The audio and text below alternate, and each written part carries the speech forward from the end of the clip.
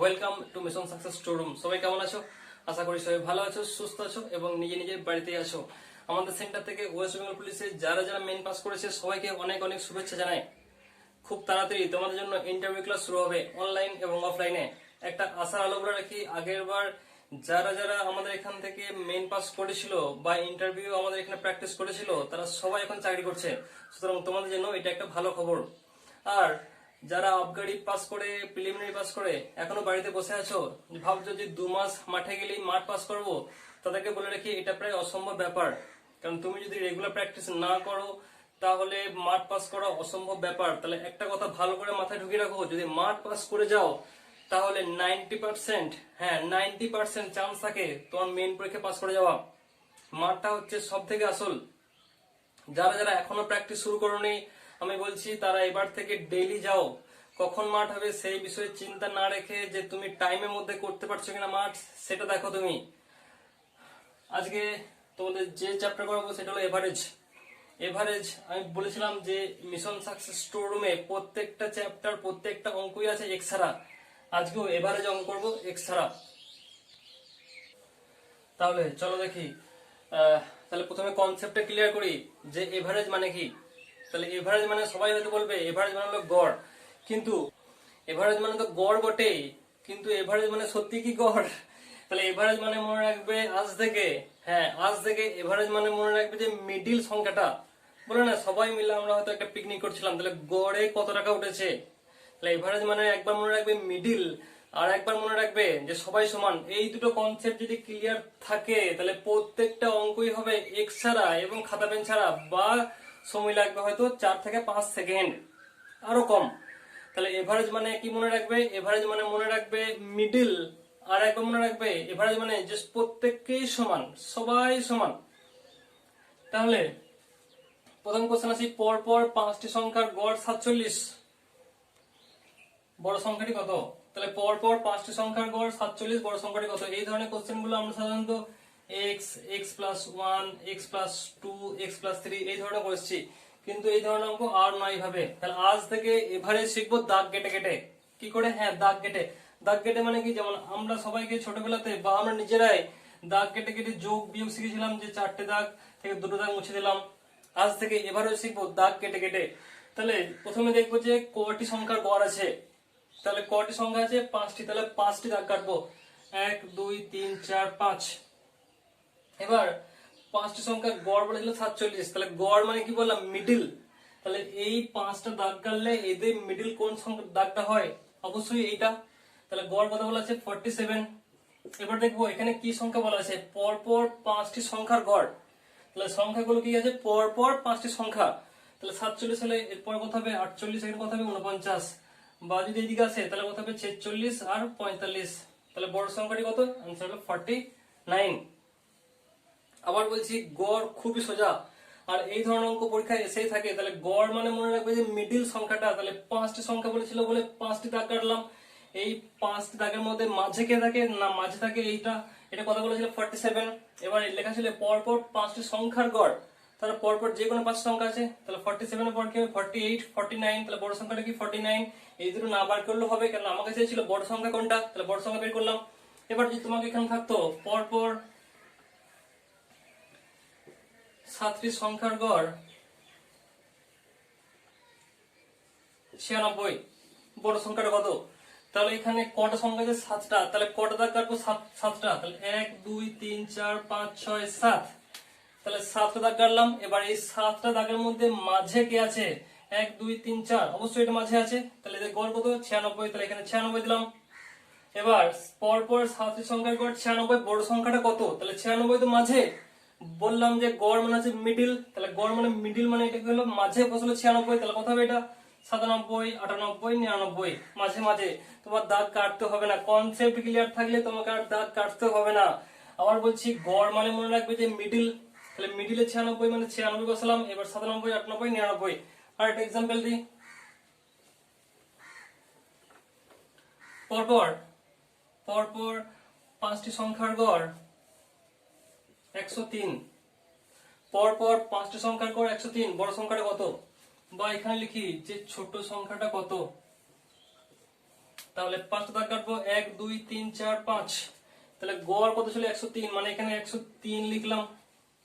এবার আমাকে চাইছে ছোট সংখ্যা, তাহলে এদিকে আসবো, তাহলে 103 এর আগে কত থাকবে, 102 101, এটা অ্যান্সার হয়ে গেল। এইগুলো বের করার দরকার আমার নেই, কারণ আমাকে এখানে শুধুমাত্র চাইছিল ছোট সংখ্যা কোনটা।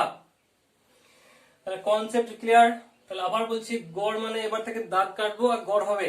এবার তোমার যদি কোশ্চেন আসে একটু অন্য ধরনের, তাহলে সেই কোশ্চেনটা তুমি নিশ্চয়ই এখানে পেয়ে যাবে।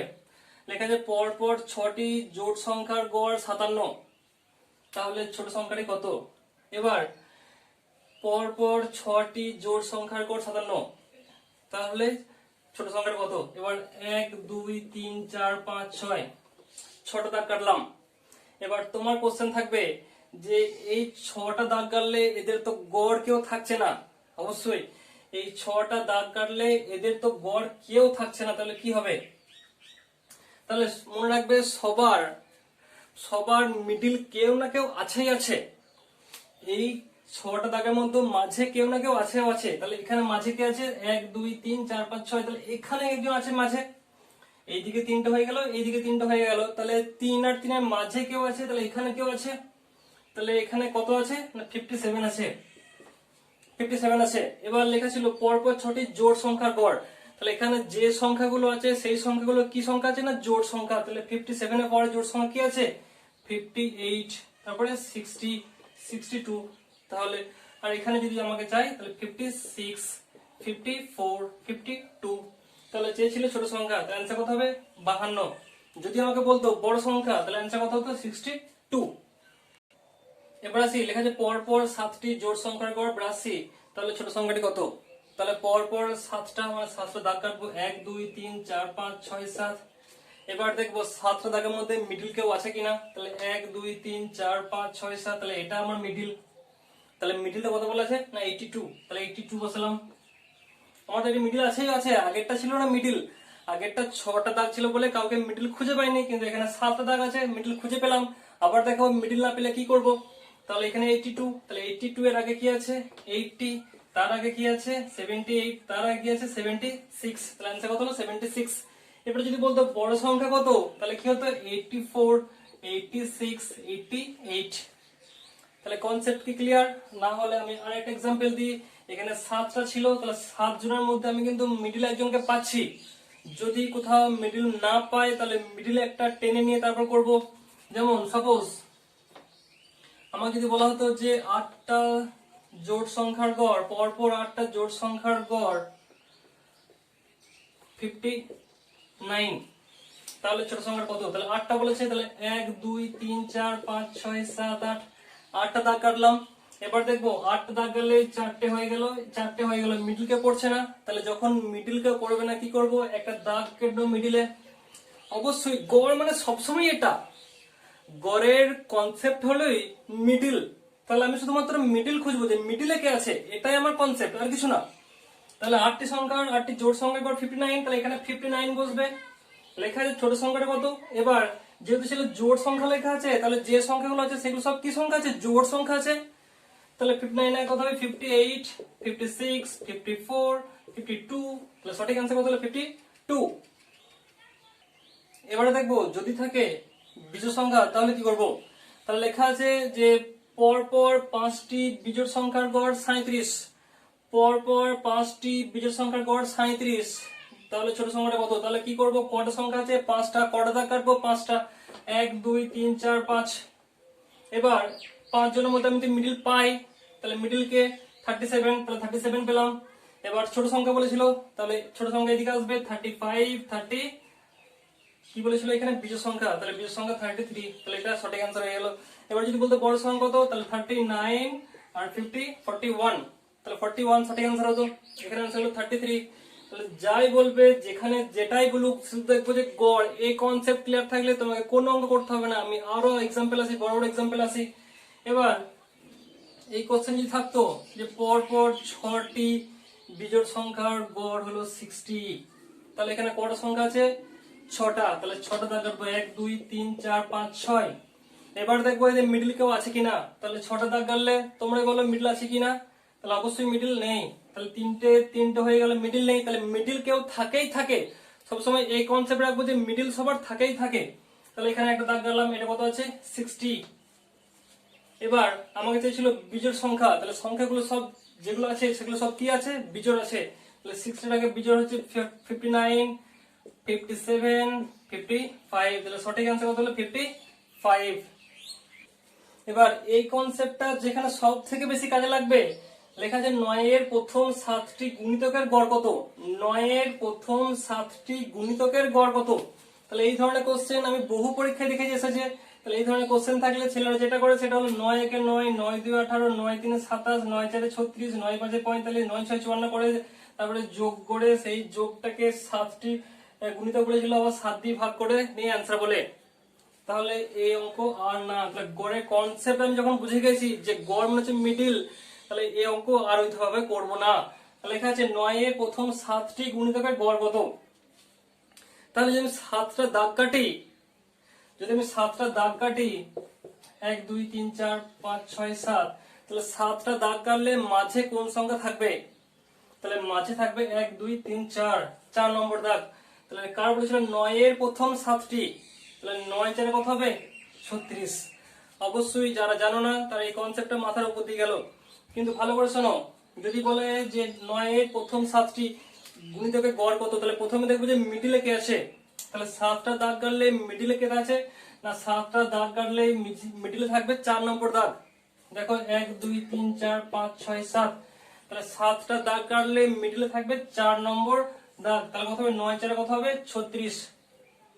আবার আসি, তোমাকে যদি বলা হয় 9 এর প্রথম 11টা গুণিতকের গড় কত। 9 এর প্রথম 11টা গুণিতকের গড়, 9 এর প্রথম 11টা, তাহলে 11টা দাগ কাটলে আর দাগ কাটা দরকার নেই। যদি বড় বড় দেয় 25টা 26টা 30টা, তাহলে দাগ কেটেই যাবে কি তুমি, না তখন দাগ কাটবো না। 9 এর প্রথম 11টা, তাহলে 11টা দাগ যদি কাটা হয়, 11টা দাগ কাটলে মাঝে কে থাকে। 11টা দাগলে মাঝে থেকে 5টা চলে গেল, 5টা চলে গেল, মানে 5 5 10 হয়ে গেল, মাঝে থেকে 6 নম্বর দাগ। তাহলে 6 নম্বর দাগ, তাহলে কার বলেছিল গড় 9 এর বলেছিল, তাহলে 9 6 কত হবে 54 হবে। তাহলে 9 6 কত হবে 54 হবে। আমি আরেকটা एग्जांपल দিই। তোমাকে যদি বলতো 7 এর প্রথম 11টা গুণিতকের গড়, 7 এর প্রথম 11টা গুণিতকের গড়, তাহলে 7 এর প্রথম 11টা বলেছে, তাহলে 11টা দাগ কাটলে মাঝে ক নম্বর থাকবে, এদিকে চলে গেল 5টা, এদিকে চলে গেল 5টা, 5 5 10, মাঝে কে থাকে 6। তাহলে কার বলেছিল 7 এর, তাহলে 7 এর প্রথম 11টা বলেছিল, তাহলে 5 5 চলে গেল, মাঝে থেকে 6 নম্বর দাগ। তাহলে 7 6 কত হবে 42 হবে। আবার তোমাকে যদি বলতো 7 এর প্রথম 9টা গুণিতকের গড়, তাহলে 9টা, তাহলে 7 এর প্রথম 9টা যদি বলে, তাহলে 9টা দাগ কাটলে মাঝে 4টে চলে গেল, 4টে চলে গেল, মাঝে কে থাকে 4 4 8 হয়ে গেল, মাঝে থেকে 5 নম্বর দাগ। তাহলে কি হবে 7 5 কত হবে 35 হবে। একদম খুব সোজা। আর এই অঙ্ক পরীক্ষায় মাস্ট এসেই থাকে। রেলওয়েতে এসেছে, গ্রুপ ডি তে এসেছে, পিএসসি তে এসেছে, সব পরীক্ষায় এসেছে এই অঙ্ক যে গুণিতকের গড় কত। আর এখানে ছেলেরা সময় লাগে 5 মিনিট, এখানে ছেলেরা সময় লাগে 5 মিনিট। আবার বলছি গড় মানে শুধুমাত্র গুনলেই হবে যে কত হচ্ছে। এবার যদি এমন একটা সংখ্যা থাকে যে যার গড় না পাওয়া যায়, সাপোজ এখানে দেওয়া আছে 4 এর প্রথম 8টা গুণিতকের গড়, প্রথম 9টা দিই। তাহলে 4 এর প্রথম যদি 9টা বলতো, 4 এর প্রথম 9টা বলে কি করতাম, 4 এর প্রথম যদি 9টা গুণিতকের গড় বলতো, তাহলে 4 4 8, তাহলে 4টে চলে গেল এদিকে, 4টে চলে গেল এদিকে, মাঝে থেকে 5 নম্বর দাগ। তাহলে 4 এর 5 নম্বর মানে 4 5 হতো 20 आंसर।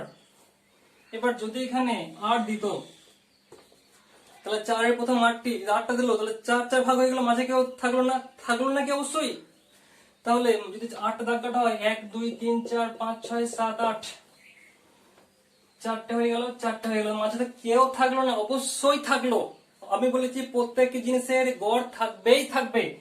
তাহলে 4টে চলে গেল, তাহলে এখানে কত হবে 5, তাহলে লিখি 1 2 3 4 5 6 7 8 করে, তাহলে 4.5 থাকবে। 4 আর 5 এর মাঝে কে থাকে না 4.5 থাকে। তাহলে কার বলেছিল 4 এর প্রথমে, তাহলে 4 দিয়ে গুণ করে দাও, 4 5 20, 4 4 16 17 18, তাহলে সঠিক অ্যান্সার হলো 18। তাহলে যখন গড় খুঁজে পাবো না, তাহলে মিডিল পয়েন্ট দেখবো। যদি বলতো 4 এর প্রথম 10টা, তাহলে 10টা হলে 5 5 ভাগ হয়ে যেত, তাহলে 10টা বললে অ্যান্সার হতো 5.5। তাহলে 4 ইন্টু 5.5 করলে যেটা অ্যান্সার সেটাই সঠিক অ্যান্সার হতো। এবার যে অঙ্কগুলো আসবো এখানে মনে রাখবো গড় মানে সবাই সমান, গড় মানে তাই তো হয়, গড় হয় না সমান। মনে করো একজন 2 টাকা চাঁদা দিয়েছে, একজন 4 টাকা চাঁদা দিয়েছে, একজন দিয়েছে 6 টাকা চাঁদা। এবার 6 4 10 2 12, তাহলে যদি হয় 12 তাহলে এর গড় কত হবে 4, তাহলে 4 4 4, তার মানে সবাই 4 টাকা।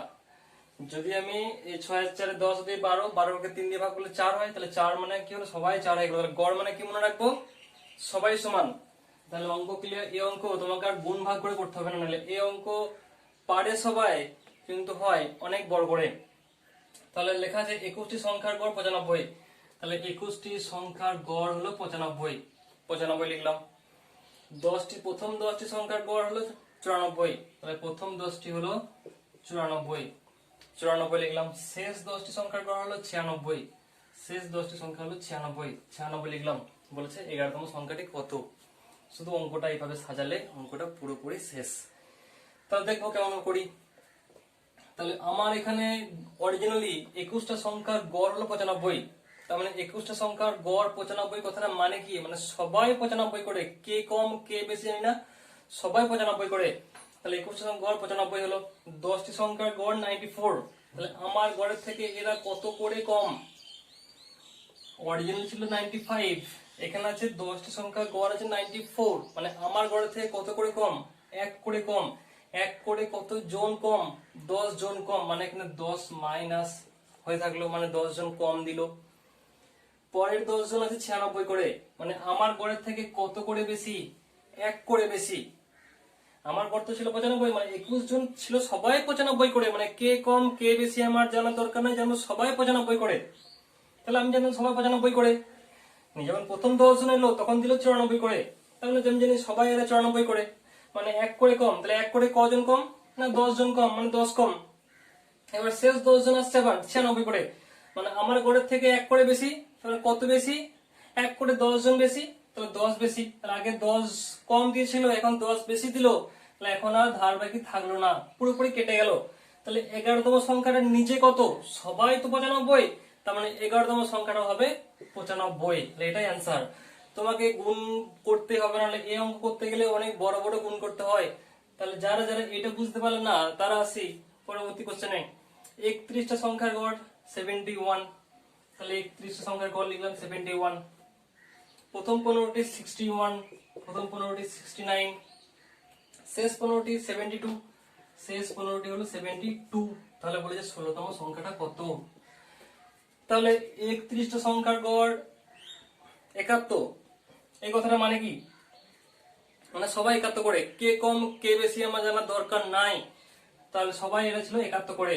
যখন 15টা সংখ্যা এলো সেই 15টা সংখ্যা কত করে নিয়ে এলো 69 করে, মানে আমার গড়ের থেকে কত করে কম 2 করে কম। 2 করে কত জন কম 15 জন কম, 2 করে তো কম। এই তো আমার ছিল 71, এর এলো 69, আমার 2 করে কম, এই 2 করে কম কত জন দিল 15 জন দিল, তাহলে মোট 30 কম। এবার শেষ 15 জন আছে 72 করে, আমার ছিল কত করে আমার ছিল 71 করে, এর হলো 72 করে, 1 করে বেশি 1 করে বেশি কত জন বেশি 15 জন বেশি, 15 জন বেশি।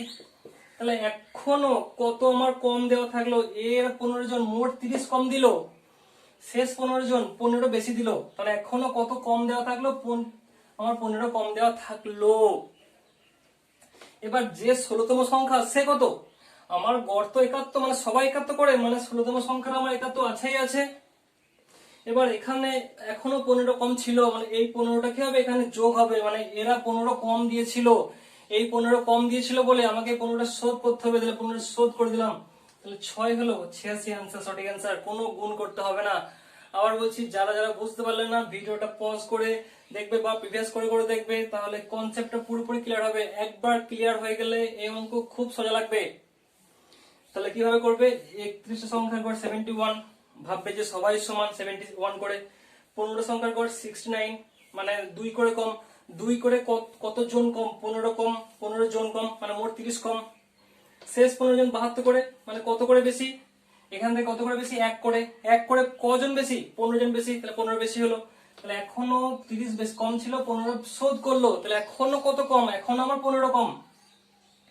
তাহলে লেখা ছিল 16 নম্বর সংখ্যাটি কত, তাহলে 16 নম্বর সংখ্যাটি নিচে কত, সবাই 71, তাহলে 16 নম্বর সংখ্যাটি 71 হবেই হবে। তার সঙ্গে এখানে যে 15 বাকি ছিল সেই 15টা একে দিতে হবে, তাহলে হয়ে গেল 86। এবার আসবো যে অঙ্কগুলো পরীক্ষা এসেছে, এই অঙ্কগুলো অনেক পরীক্ষা এসেছে, সেই পরীক্ষা কোশ্চেন থেকে আজকে তোমাদেরকে তুলে দিলাম। এবারে যে আরেকটা ভিডিও নিয়ে আসবো আমি, সেই ভিডিওটা হবে পার্ট 2।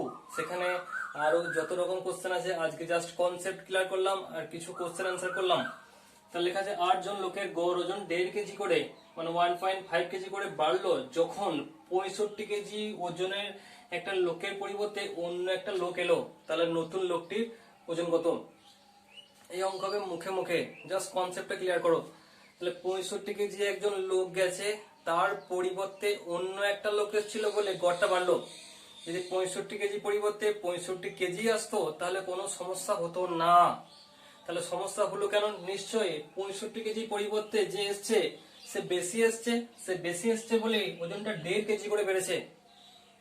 Concept clear? আবার বলছি, 65 কেজি পরিবর্তে যদি 65 কেজি আসতো তাহলে কোনো সমস্যা হতো না। সমস্যা হলো কেন, 65 কেজি পরিবর্তে যে লোকটা এসছে সেই লোকটা অবশ্যই ওয়েটটা বেশি আছে, তার জন্য এদের ওজন 1.5 কেজি করে বাড়লো। তাহলে দেখবো 1.5 কেজি করে কজনের বাড়লো, তাহলে 1.5 কেজি করে 8 জনের বাড়লো।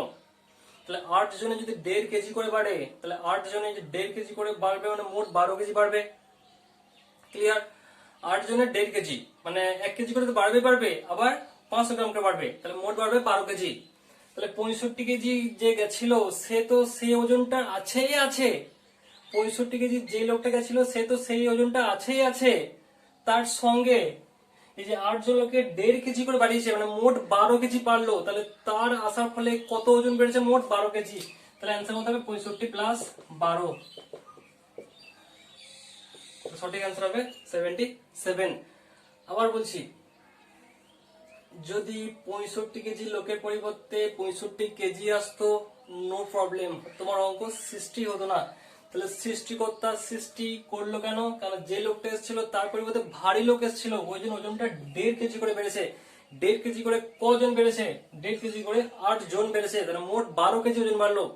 তাহলে 65 কেজি সে আছেই আছে, তাহলে তার উপরে এসছে, তার উপরে কত এসছে, 12 কেজি, তাহলে 12 যোগ করে দিলাম 77। Answer no x no y. এবার আসবো 10টি সংখ্যার গড় ছিল 15, পরে দেখা গেল একটি সংখ্যা ছিল 36, ভুল করে 26 পড়া হয়েছিল। সাপোজ ধরো তুমি পেয়েছিলে একটা খাতাতে একটা নাম্বার 36, তোমাকে স্যার ভুল করে 26 বেশি দিয়েছিল, তাহলে 10টি সংখ্যার গড় ছিল 15, মানে সবাই 15 করেছিল। ক্লিয়ার? গড় মানে বলেছিলাম 15, গড় মানে বলেছিলাম সবাই সমান, তাহলে সবাই ছিল 15 করে। একটি সংখ্যা ছিল 36, ভুল করে তোমাকে স্যার 26 দিয়েছিল, তাহলে তোমাকে স্যার কত নম্বর এখনো দেবে, পেয়েছিল তুমি 36, তোমাকে স্যার দিয়েছিল 26, তোমাকে স্যার তোমাকে এখন 10 নম্বর দিতে বাধ্য। এবার চেয়েছিল সংখ্যাটি দিলে নতুন গড় কত, সবার গড় কত, তাহলে 10 নাম্বার বাড়বে। তাহলে তোমার কটা সংখ্যা ছিল গড়, 10টা, তাহলে 10 জনের 10 বাড়বে, মানে মোট 1 করে বাড়বে। তাহলে ছিল কত, 15, হবে কত, 16। আবার বলছি, জাস্ট